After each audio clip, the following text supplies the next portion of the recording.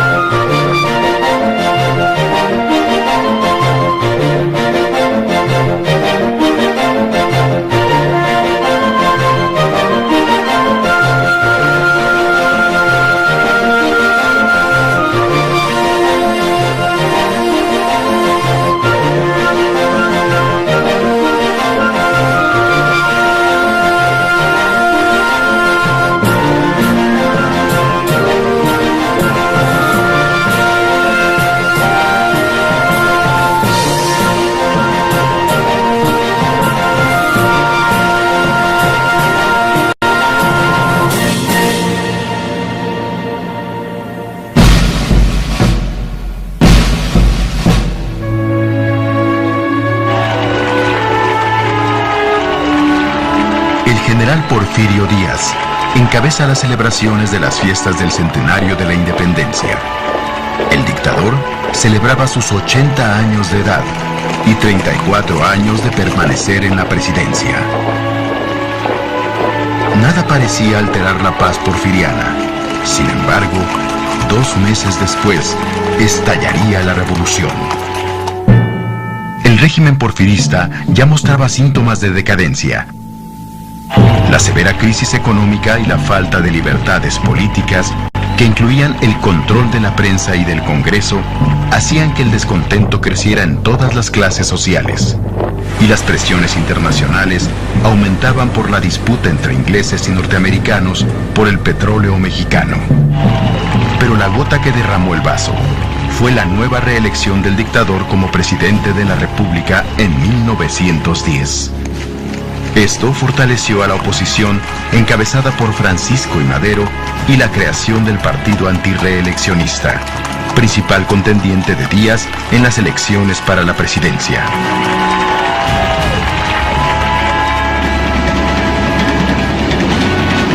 Madero fue acusado de rebelde y encarcelado en San Luis Potosí.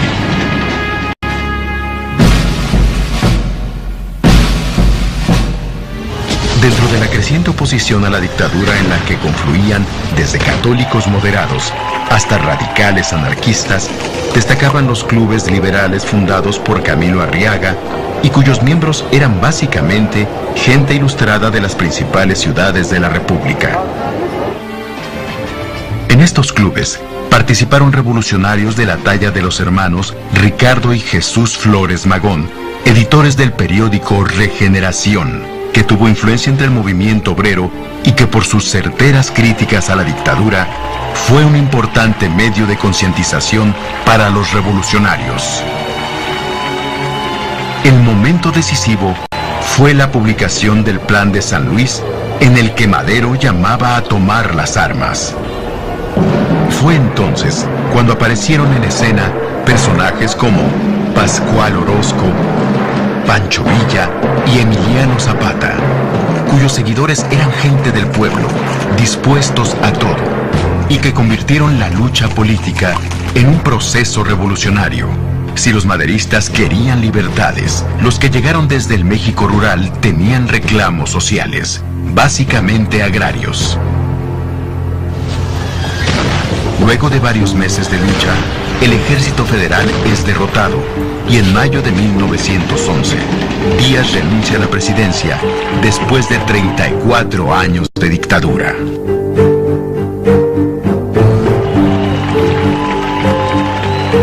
Durante el gobierno de Madero, la libertad de expresión se respetó, aunque se criticara abiertamente al presidente. Además, el poder ejecutivo dejó de dominar a los poderes legislativo y judicial, permitiéndose también la organización de partidos políticos y sindicatos obreros. Sin embargo, la paz no llega. En Morelos, los zapatistas se rebelan y publican el Plan de Ayala, exigiendo solución a los problemas del campo. Comandada por Pascual Orozco, otra revuelta popular de mayores alcances estalla en varios estados del norte. Aprovechando la oportunidad, Bernardo Reyes y Félix Díaz, sobrino de don Porfirio, promueven otro levantamiento armado.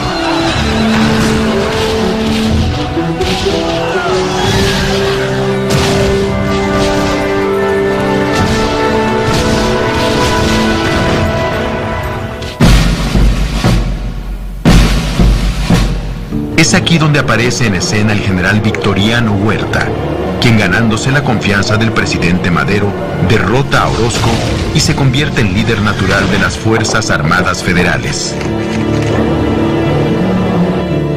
Luego de sortear estas rebeliones, la estabilidad para el gobierno maderista parecía llegar.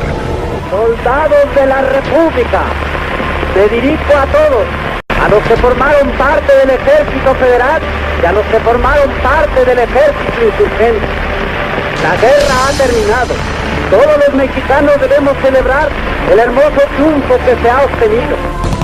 Sin embargo, un grupo de rebeldes bombardea la capital desde el cuartel de la Ciudadela y el traidor Victoriano Huerta da un golpe de estado deponiendo al gobierno establecido, iniciando la decena trágica.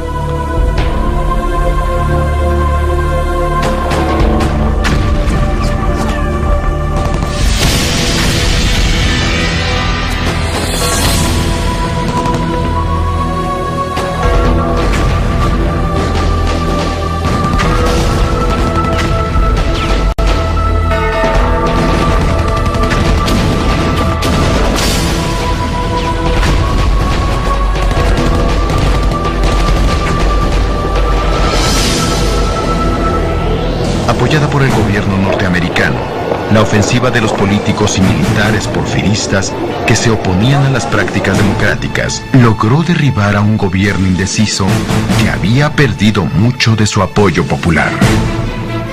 Capturado por los militares, el presidente Madero y su vicepresidente José María Pino Suárez son asesinados, poniendo fin al primer gobierno de la revolución elegido democráticamente. El asesinato del presidente Madero precipitó algo que parecía increíble: la unión de grupos con grandes discrepancias entre sí, pero que bajo la bandera del constitucionalismo se unieron con el fin de restaurar la legalidad y sacar a Huerta de la presidencia.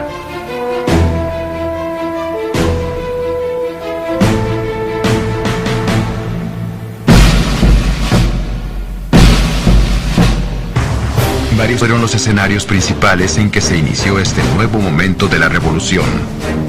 El primero fue Coahuila, donde el gobernador Venustiano Carranza lanzó el Plan de Guadalupe, convocando a formar un ejército constitucionalista.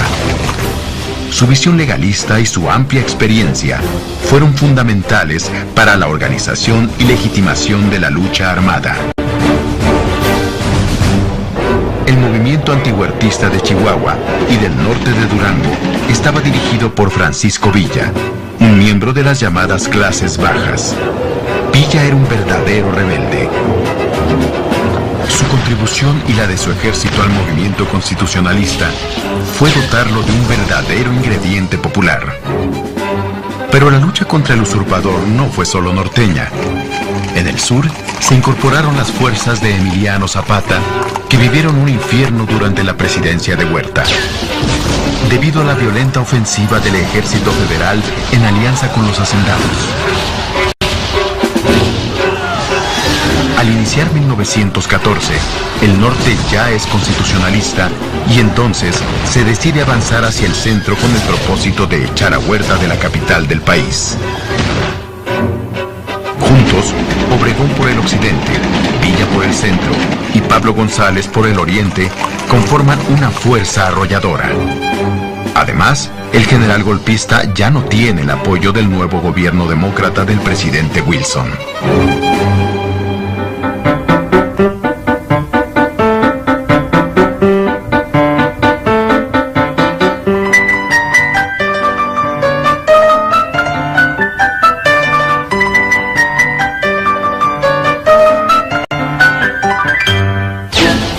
caída de las autoridades huertistas permitió que personajes de las clases medias de cada lugar, algunos que nunca habían participado en política, comenzaran a ocuparse de los gobiernos locales y estatales. Además, se establecieron pactos en beneficio de las clases populares, creando nuevas alianzas políticas y compromisos sociales que serían el origen del nuevo Estado mexicano postrevolucionario. A pesar de las victorias, la división entre los revolucionarios es manifiesta. Villa y Zapata demandan cambios rápidos y profundos en beneficio de las clases populares. Carranza, por su parte, señala que primero hay que volver a la legalidad y luego hablar de reformas.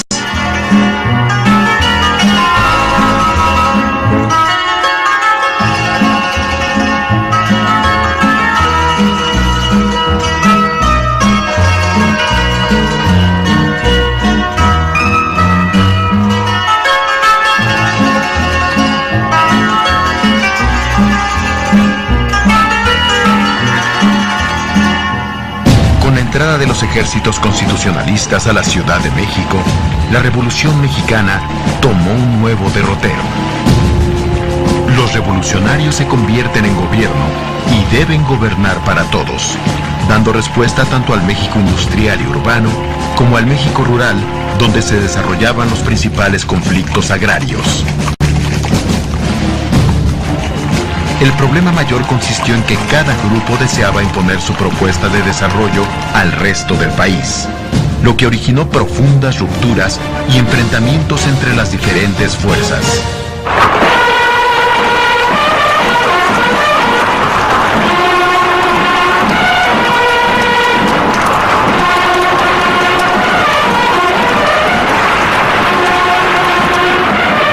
El último intento de reconciliación se dio durante la Convención Revolucionaria de Aguascalientes, pactada entre carrancistas y villistas. Dominada por los representantes de Villa y Zapata, que aprobaron un amplio programa de reformas sociales. La convención se declaró soberana y no solo desconoció a Carranza como primer jefe, sino que se convirtió en gobierno y nombró presidente provisional al general Eulalio Gutiérrez.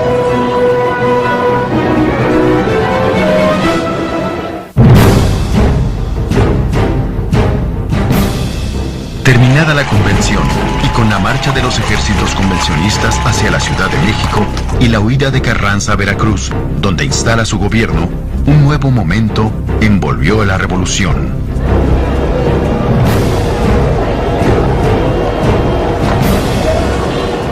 La famosa División del Norte y el ejército suriano de Zapata enfrentaron a sus antiguos aliados del ejército constitucionalista con Venustiano Carranza a la cabeza. Todo indicaba el triunfo de las fuerzas de Zapata y Villa, que tomaron fácilmente la capital. Pero militarmente, los convencionistas fueron derrotados por un ejército mejor dirigido y que contó con mayores recursos y apoyos a nivel nacional. Así, a partir de junio de 1915, luego de que las fuerzas de Álvaro Obregón derrotan a la División del Norte en 4 importantes batallas en la zona del Bajío, las fuerzas de la Convención, transformadas en guerrillas, limitarán sus acciones a Morelos y a algunos estados del norte.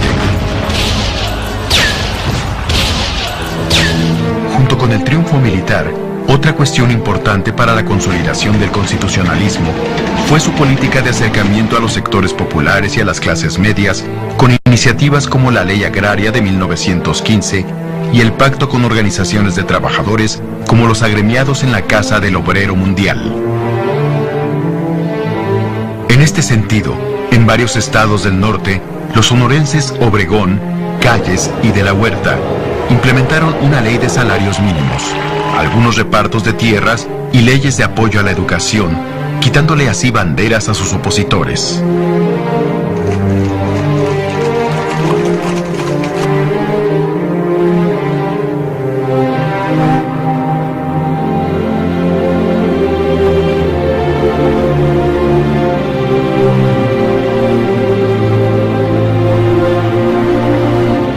Después de 7 años de lucha, uno de los grandes pasos para lograr la paz y reconstruir el país fue la promulgación de la Constitución de los Estados Unidos Mexicanos de 1917. Convocado por Carranza, el Congreso Constituyente en la ciudad de Querétaro se conformó con diputados elegidos en todo el país que tenían distintos antecedentes políticos y propuestas de cambio muchas veces enfrentadas. Resultado de estos acalorados debates, la nueva Carta Magna consagraba las libertades individuales, el derecho a la educación, al trabajo y a la tierra, demandas que habían exigido con las armas los grupos populares. Pero también fue realista. Por eso avaló formas de propiedad individual y colectiva, así como la coexistencia de empresas privadas y estatales. En lo político, México siguió siendo una república representativa, federal y democrática. Sin embargo, el poder ejecutivo, en manos del presidente de la República, sería el predominante.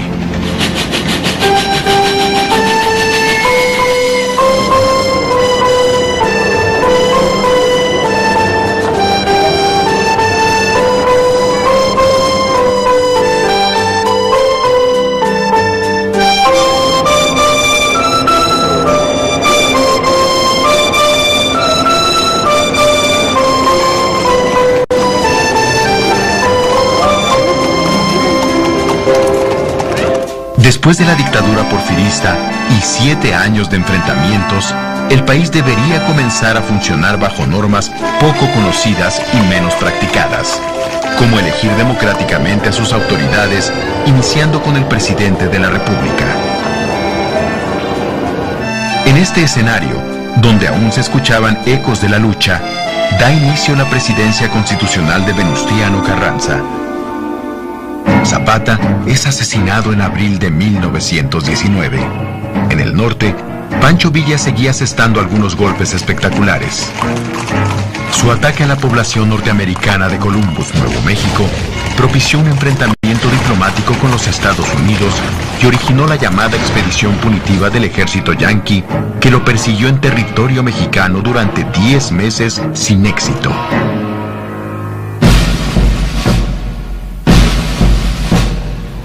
Para 1920, la tensión regresa. Obregón, a quien todos consideraban el candidato más fuerte, pues contaba con el apoyo de un numeroso grupo de revolucionarios y de organizaciones civiles, se rebela con otros generales con el Plan de Agua Prieta.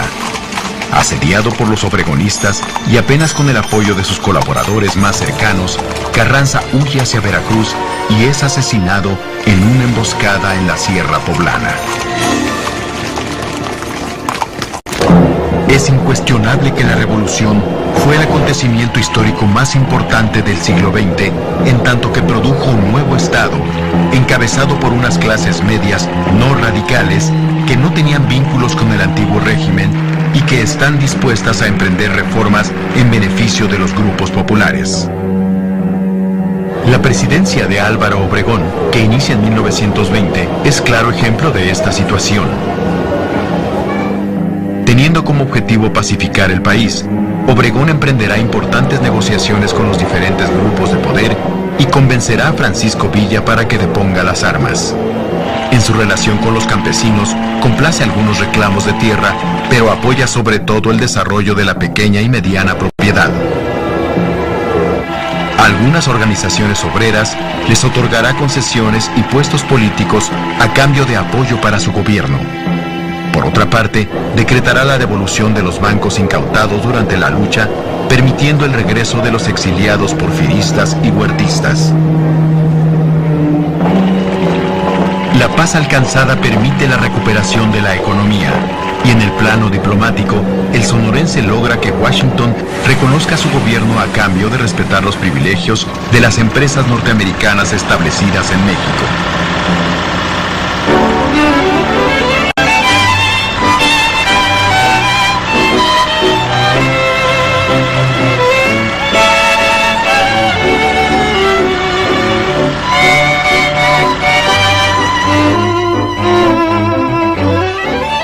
Todo fue política y disparos. En un país rural y donde solo podían educarse quienes vivían en las grandes ciudades, con la fundación de la Secretaría de Educación Pública, José Vasconcelos crea el primer gran proyecto educativo de la nación, llevando la escuela, las publicaciones y las bibliotecas a muchas comunidades que nunca antes habían tenido acceso a ellas. En el marco de este florecimiento cultural y educativo, surge el muralismo mexicano que con afanes didácticos plasmó en edificios centenarios temas de la historia y la cultura nacional. Igualmente, los dramáticos acontecimientos de aquellos años dieron lugar al nacimiento de la novela de la Revolución, en cuyas páginas desfilan desde los soldados anónimos hasta algunos de los principales actores de la lucha.